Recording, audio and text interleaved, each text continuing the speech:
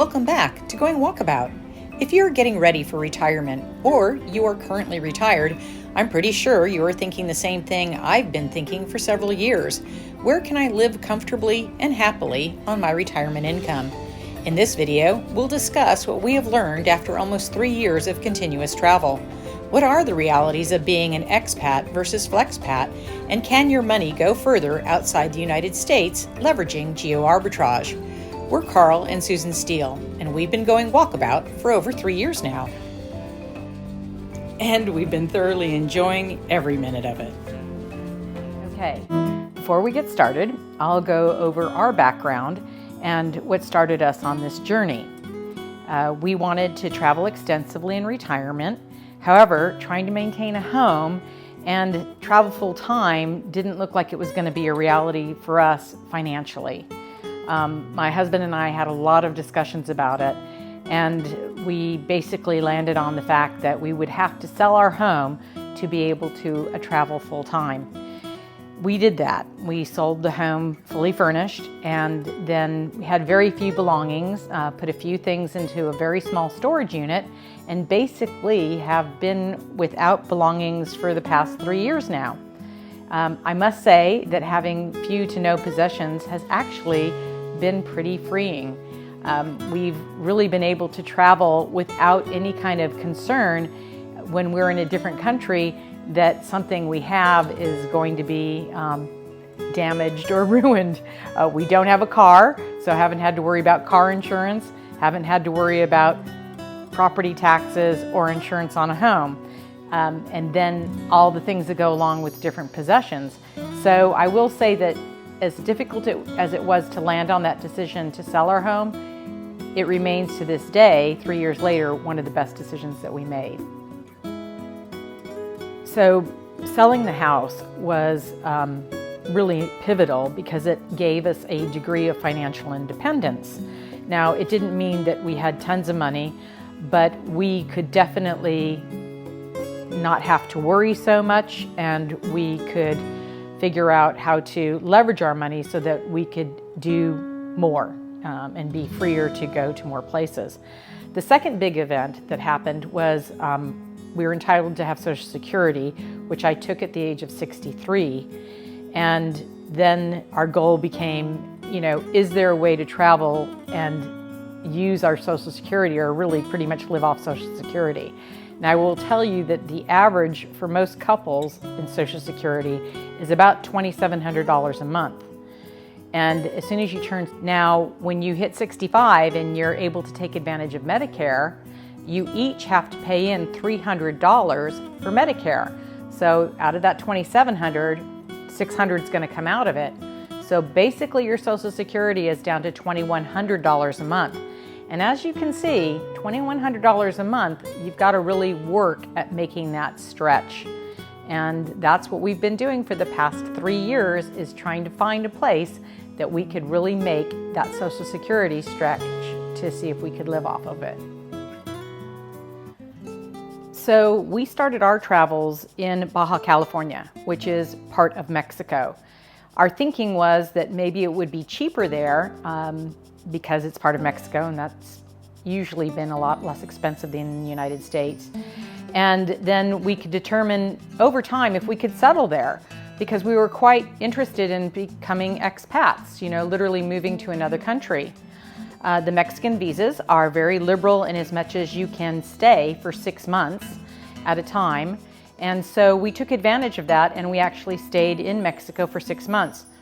In that time, we realized that food was definitely less expensive, and that gas was less expensive, and there were some amenities that were less expensive. But overall, we were surprised that accommodation was pretty expensive. And it wasn't Los Angeles prices, but it wasn't cheap.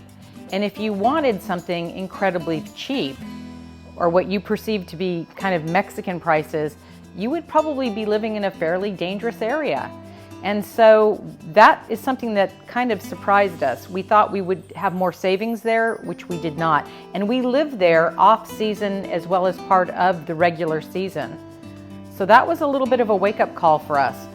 Not to mention that in Mexico, your water, your trash, a lot of things that you generally depend on, depending on what state of Mexico you're in, are not taken care of by the government.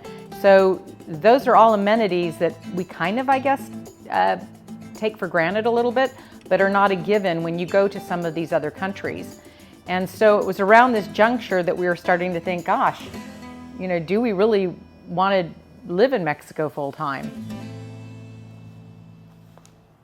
So basically what we found is that we could not find accommodation that was commensurate to what we were used to in the United States or in our old home. And that was kind of a big thing for us because we're older.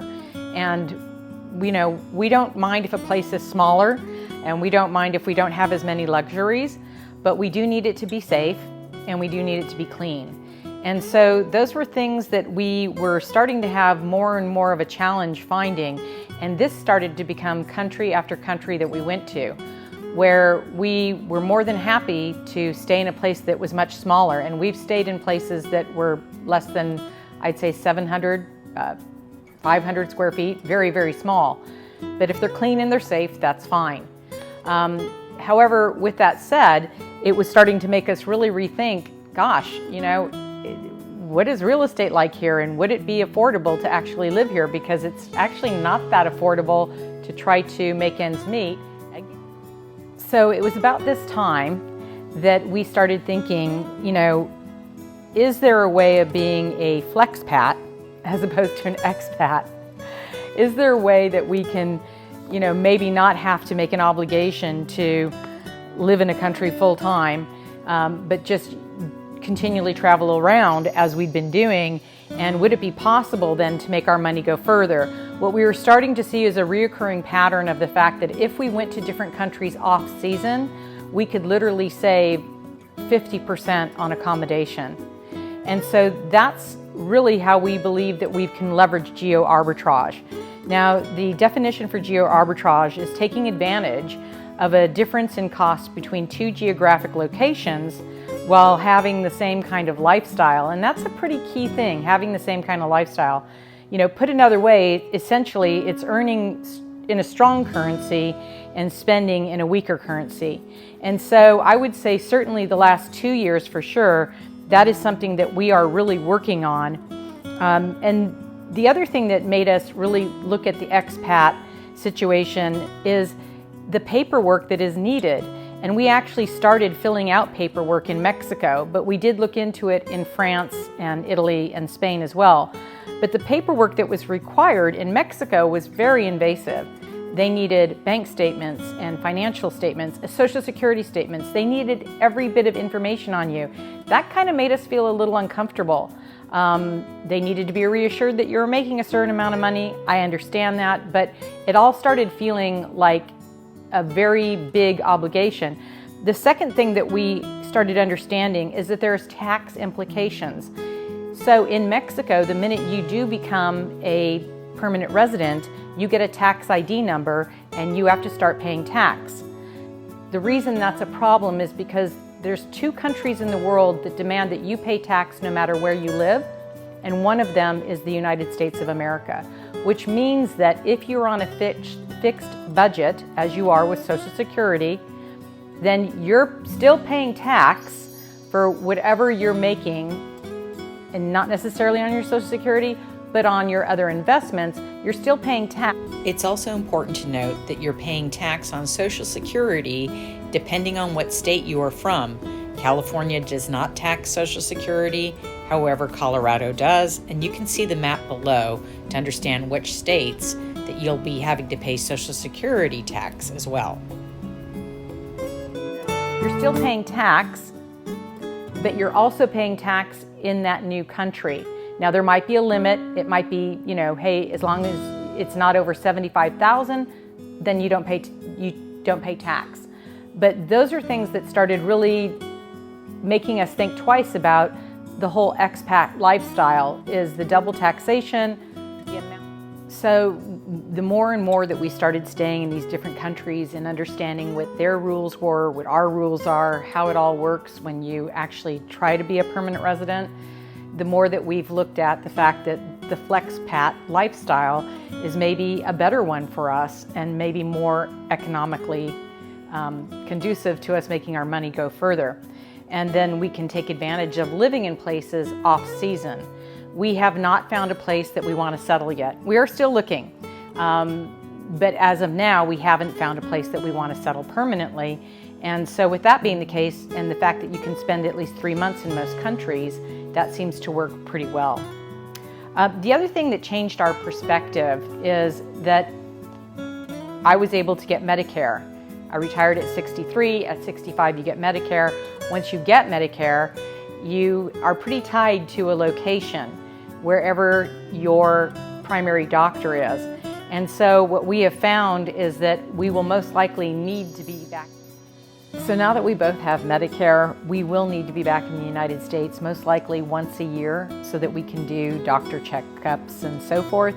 And we usually try to coincide that with doing our taxes. This allows us to plan about 6 months out. We are very much leveraging the Flexpat / geo arbitrage situation to make our money go as far as possible.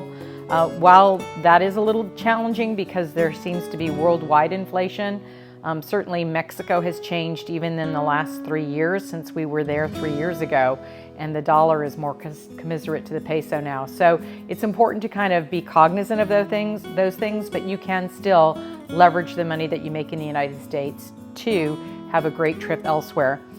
We have a lot of videos on logistics, so things that dive more into the weeds of best credit cards and places to stay, and how to save money on things like that, Airbnb. I have our first year of slow travel that you can look at as a video, and then just recently came out with the second year of slow travel. I also have videos on different places that we've been to off season and explain the cost savings, which it blows me away how much it is. Hopefully that will be helpful to you. And I hope this video has been helpful.